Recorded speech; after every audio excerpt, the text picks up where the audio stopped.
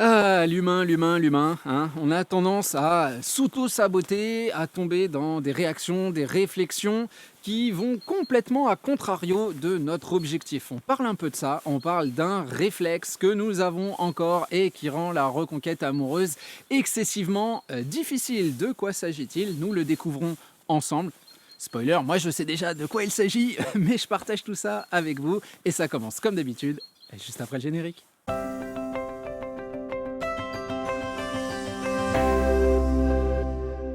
Salut à vous, c'est Jean-Baptiste de jbmerci.com. Ravi de vous retrouver aujourd'hui pour continuer nos réflexions autour de votre reconquête amoureuse.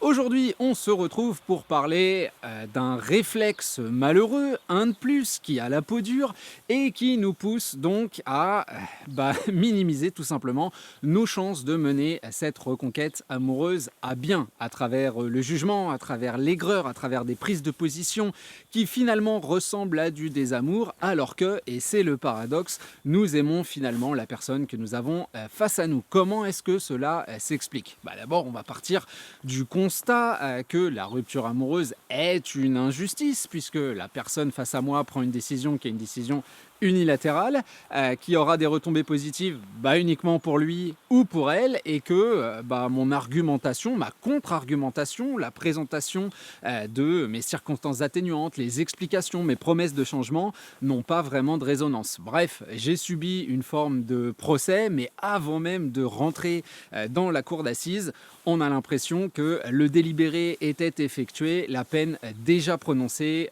j'étais coupable et je n'avais aucune chance de résorber mes torts. Et quand on sait que dans le couple, il y a une promesse de partage, d'amélioration globale à travers une interaction et une forme de confiance, eh bien effectivement, l'injustice va naître. Cette dernière, elle donne lieu à des mécanismes entre guillemets de défense qui vont prendre place à l'intérieur de nous et qui malheureusement donc peuvent trigger des comportements ou des réflexions qui vont complètement nous éloigner de la personne qu'on aime sous couvert d'une forme de victimisation, sous couvert d'une acceptation qui serait sociétale. D'ailleurs, on le voit assez rapidement si on ose être honnête avec nous-mêmes et avec ce que représente la rupture amoureuse en termes sentimentaux. Au moment de son occurrence, l'espoir de la reconquête amoureuse et les efforts qu'on va mettre sur le terrain sont deux choses complètement différentes. Je pense qu'on est tous animés au moment où on nous dit qu'on ne nous aime plus, qu'on ne veut plus partager ce quotidien avec nous, par cette espèce de schéma, de fantasme qui serait que suite à la rupture amoureuse, la personne face à moi, enterrée dans les conséquences de sa décision, commencerait à force de réflexion et puis sans doute parce qu'on verrait votre évolution à réaliser son erreur, viendrait partager ses excuses, changerait donc d'avis pour finalement se remettre en couple avec nous, et non seulement on ressortirait avec une union flambant neuve, j'ai envie de dire, mais avec une forme de victoire, une espèce de justice divine qui se serait abattue sur la décision de la personne qu'on a face à nous et qui aurait réparé les torts. Ça, on sait que ça n'arrive que excessivement rarement, et il va falloir apprendre petit à petit à se déconditionner de ce genre de schéma qui ne sont pas la réalité matérielle et qui laissent énormément de choses de côté. D'ailleurs, on avait commencé ou continuer à déconstruire tout ça à travers la dernière vidéo que j'avais postée sur l'idée que les ex reviennent toujours avec ce même système de pensée un peu embourbant, un petit peu handicapant, en tout cas bien éloigné de l'objectivité. Aujourd'hui donc, comme je vous le disais, je voulais parler d'un réflexe particulier et il va être présenté à travers deux parties différentes, et on se lance immédiatement dans la première qui est le débat tendu entre la catégorisation d'une part et la personnalisation de l'autre. Dès l'instant de la rupture amoureuse, au moment où on veut, entre guillemets, soigner sa peine, faire son deuil, et que assez instinctivement on se penche vers l'idée de retenir son ou sa partenaire, de reconstruire quelque chose, bref, on se lance dans des contenus ou dans des idées ou dans des discussions autour de la reconquête amoureuse, cette prise d'information est excessivement teintée abreuvés même, j'ai envie de dire, par des préjugés, hein. Comme on le disait donc la semaine dernière, les ex reviennent, d'eux-mêmes et puis d'un autre côté, on a des contradictions avec, les femmes sont comme ci, les hommes sont comme ça et puis très rapidement, cette catégorisation ouvre à de sous-catégorisations avec, vous vivez dans une relation toxique si, 3 petits points, les pervers, narcissiques sont comme ci, sont machin, son truc, si vous aviez été marié donc des des pseudo-constructions qui en plus, et c'est ça le pire, parfois sont chiffrées avec des statistiques qui ne veulent absolument rien dire sur des panels que personne ne connaît parce que ces gens-là, franchement, on les rencontre pas dans la rue, ils viennent pas nous dire oui, j'ai participé à cette étude. Donc pas mal de choses qui sont avancées sans aucun fondement ni scientifique, ni psychologique, ni matériel finalement, des informations qui nous sont un petit peu balancées comme ça et qui finalement, petit à petit, commencent à construire un ressentiment qui est complètement accepté par notre environnement, par notre société même, hein. Quand il y a une rupture amoureuse, il faut chercher un coupable puisqu'il y a une victime. Et nécessairement, les doigts se tendent vers la personne qu'on a face à nous. On va chercher à justifier notre colère, processus extrêmement humain. Quand on a un positionnement, on va chercher des sources informationnelles qui collent à ce positionnement. On est très rarement dans l'idée principale du débat qui serait de se confronter aux arguments et aux réalités de l'autre côté, de ce que je n'accepte pas encore, pour potentiellement y trouver quelque chose de positif à discuter. Non, on nie en bloc, on réfute en bloc la théorie de l'autre côté et on favorise, on nourrit son système de réaction et de réflexion à travers des choses qui nous rassurent. Nous sommes des êtres humains, je pense que on fait tous cela instinctivement, d'autant plus si l'autre côté nous a amené de la douleur, de cette injustice et toute cette difficulté à vivre au quotidien. Cette colère, une fois justifiée, il est bien évident que assez simplement, assez naturellement, on va s'éloigner de la légèreté, de la simplicité, de l'amour, également au profit d'une intellectualisation qui est poussée, j'ai envie de dire, à son paroxysme. In fine, ce que je suis en train de vous dire, c'est que assez rapidement, au lieu d'analyser chacun des comportements de la personne qu'on a face à nous pour ceux qui sont, d'en comprendre le contexte, d'en comprendre le ressenti qui a motivé, d'en comprendre les conséquences, non pas uniquement pour vous, mais aussi pour celui ou celle qui se lance donc dans cette manifestation de son ressenti, on va y préférer une bonne grosse catégorisation, hein. Mon ex est comme ci, mon ex est comme ça. Cette phrase-là, vous l'avez sans doute prononcée, vous l'avez sans doute pensée, vous l'avez sans doute et très certainement lu ou vu en vidéo et le tout donc bien manifesté à travers des études statistiques ou des espèces de jolis mots qui forment des symptômes pour vous montrer que c'est pas de votre faute, c'est de sa faute à lui ou à elle. Alors attention, je suis pas du tout en train de chercher à vous culpabiliser. Mon but, toujours et encore, l'objectivité, mieux comprendre les données qui nous sont partagées, justement dans cette idée de débat et dans cette idée d'avancée, d'évolution personnelle, que ce soit d'ailleurs pour votre reconquête amoureuse ou tout simplement pour affiner votre relationnel avec n'importe qui. Et ce qui est extrêmement intéressant, et là je pense qu'il va falloir une bonne dose d'honnêteté intellectuelle et la capacité à se regarder dans le miroir, ce qui n'est pas facile, ne nous leurrons pas, c'est quelque chose de très difficile, mais je pense que c'est aussi important, c'est que si on catégorise la personne qu'on a face à nous, quand le raisonnement est inversé, là, tout à coup, on est dans le principe de personnalisation et on va s'apercevoir que les deux entrent en conflit. Ce que j'entends par là, c'est que quand on décrit notre propre rupture, quand on décrit nos propres erreurs, derrière cette description intervient, et là j'ai envie de dire toujours, parce que c'est mon métier d'entendre des gens expliquer comment la rupture amoureuse s'est passée, et j'ai vécu des ruptures amoureuses également, on entend toujours un « oui, mais ». Tout à coup, nos motivations d'avoir un comportement inadapté, d'avoir dit ou fait tel type de choses, et encore une fois, je le répète, disclaimer, je ne suis pas en train de vous culpabiliser, et ce contenu pourrait tout à fait être adressé à votre ex qui doit aussi faire à un moment donné, se sonder et prendre conscience des choses, mais tout à coup, quand ça nous concerne nous et qu'on se regarde dans le miroir, eh bien là, la notion d'environnement particulier, la notion d'événement même, j'ai envie de dire, la notion de circonstances atténuantes deviennent des explications sur lesquelles on devrait poser une forme de poids, une forme de justification qui serait acceptable.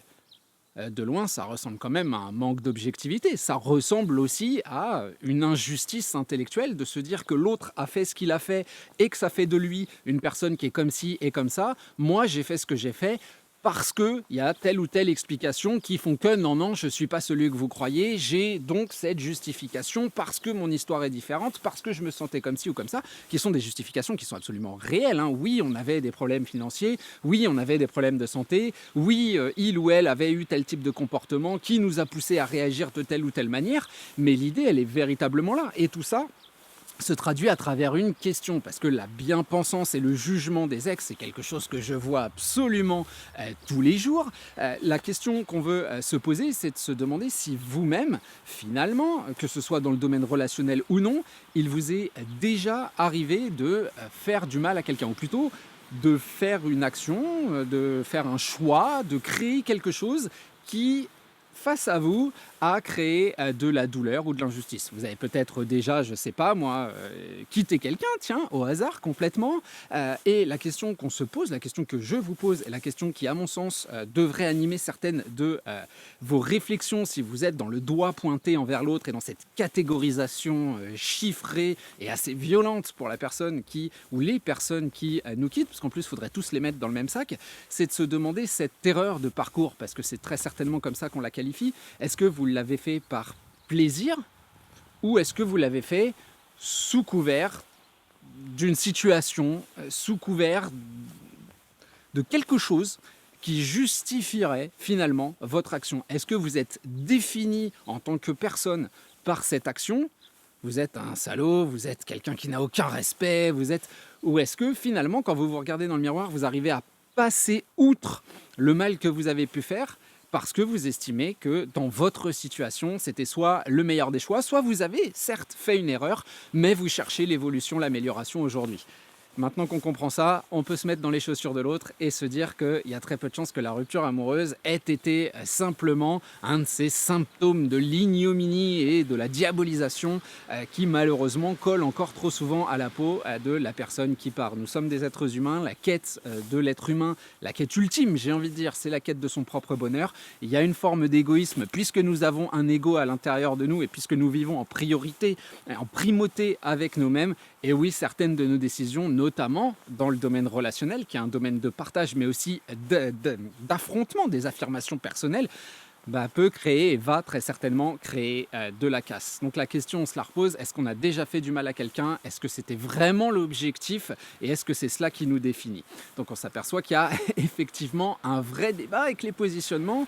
Là, nous aussi, peut-être qu'on est un petit peu dans l'injustice. La deuxième partie que je voulais partager avec vous, c'est une question qu'on se pose, c'est mais comment du coup mener une reconquête amoureuse alors que le désamour semble être présent? Parce que oui, c'est ça dont il faut parler, et c'est ça qui personnellement me frappe, c'est que énormément d'idées, que ce soit dans les conseils qui sont donnés, que ce soit à travers les jugements que les gens autour de vous peuvent partager, on a énormément d'incitation à la colère, à la distance, au ressentiment, à quelque chose qui serait extrêmement négatif. Finalement, la douleur et l'injustice prévalent sur l'expérience et l'apprentissage. Et c'est exactement de cela qu'il retourne quand on lit parfois certains conseils. Alors certes, qui ont une vocation entre guillemets positive, qui peuvent créer quelque chose de beau parce qu'effectivement, on veut mener sa reconquête amoureuse et dans l'objectif de mener sa reconquête amoureuse, on veut aussi partager de l'amour à la personne qu'on a face à nous. Mais quand j'entends des mots comme vengeance, comme créer de la jalousie ou ce genre de choses, je me dis mais on part du postulat que pour créer de l'amour, il faut mettre en relief des actions qui soient motivées par finalement un manque de respect et donc quelque part un désamour de la personne qu'on a face à nous, et on se l'autorise parce qu'on a nous-mêmes souffert de la prise de décision que la personne a créée, a faite, sachant que en plus, si on boucle la boucle, cette prise de décision a été motivée pour votre ex par un contexte particulier, avec des circonstances atténuantes, etc., etc., etc., que vous-même vous pouvez contrer avec vos circonstances atténuantes en disant que les jugements qui émanent de votre ex et qui pèsent sur vous ne sont pas justes parce que c'était pendant un temps déterminé que vous vous sentiez pas bien et que maintenant vous êtes prêt à l'amélioration, etc., etc., etc. Et on se renvoie la balle de manière infini. En fin de compte, la grosse problématique autour de tout ça, c'est que j'ai l'impression que quand on s'intéresse véritablement à la reconquête amoureuse et qu'on compare un peu tout ce qui se trouve, bah, il y a quand même un sentiment de culpabilisation qui émane, comme si le fait de toujours aimer la personne avec qui on avait construit quelque chose et qui certes nous a fait du mal, ferait de nous quelqu'un qui est idiot, quelqu'un qui est masochiste, surtout si on lui en veut pas. Surtout si on veut créer de la simplicité. Surtout si on veut de la légèreté. Surtout si on veut du déplacement de focus et qu'on n'est pas dans un espèce d'affrontement. Et j'en reviens à cette idée de vision fantasmée où l'autre devrait réaliser que, et à travers cette réalisation, faire pénitence et revenir vers nous. On est dans une logique complètement coercitive. Hein, comme je vous le disais, cette espèce de justice divine qui viendrait s'abattre sur Terre et son courroux, ce serait de faire changer l'autre, de, je sais pas, manipuler son cerveau, casser un truc, faire switcher une pensée, lui permettant de se dire je suis l'ignominie faite homme ou femme, et mon devoir aujourd'hui est de réparer cette ignominie. Mais là non plus, il n'y a pas d'amour. Enfin, techniquement, on n'est pas dans quelque chose de beau, on n'est pas dans du partage, on n'est pas dans de la construction.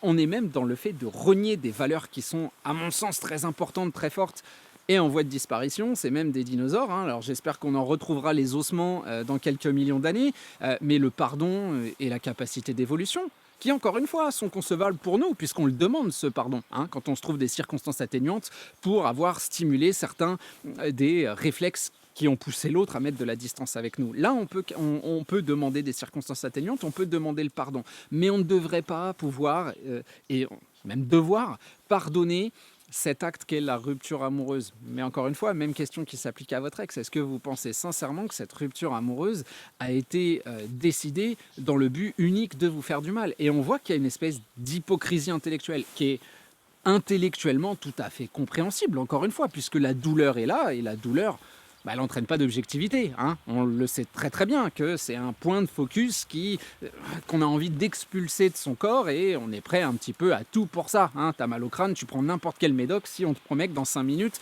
ton mal de crâne n'est plus là. Évidemment, la logique, on la comprend. Moi, c'est sur l'honnêteté intellectuelle de ce processus et surtout l'impact que ça a de tout ça. Parce que ça crée quoi?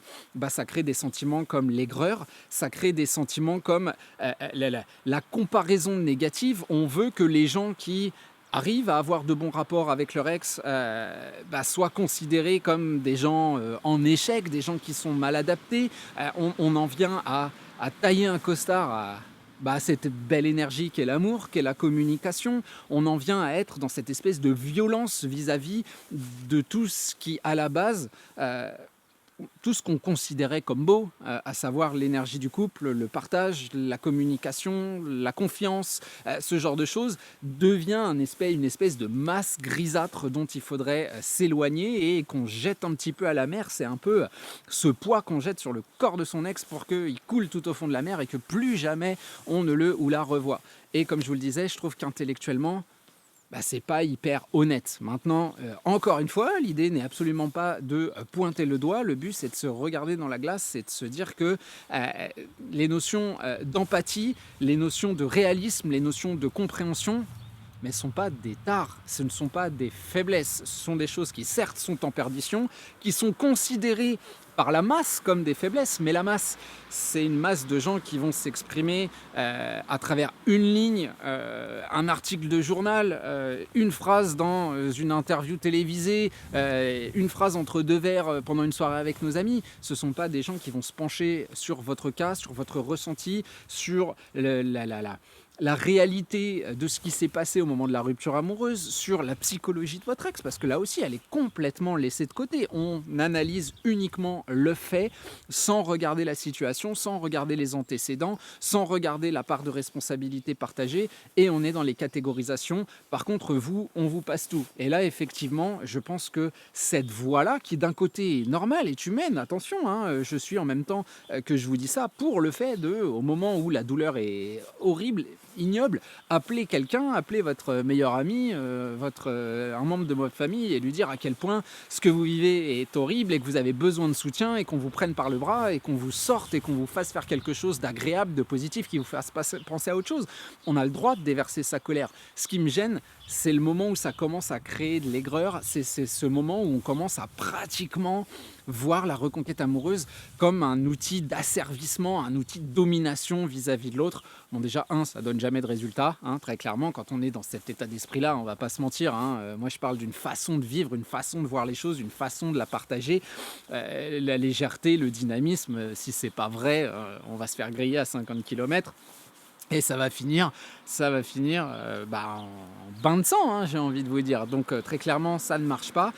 Mais voilà, je voulais juste partager avec vous cette difficulté que j'ai et malheureusement la présence et acerbe de ce genre d'argument, de ce genre d'idée où on est tout le temps systématiquement en train de mettre tout le monde dans des petites boîtes avec des numéros, sans jamais s'intéresser à la réalité des actions humaines et leur portée. Et la réalité de ces dernières, elle est dans la psychologie, elle est dans ce qui s'est passé, le pourquoi.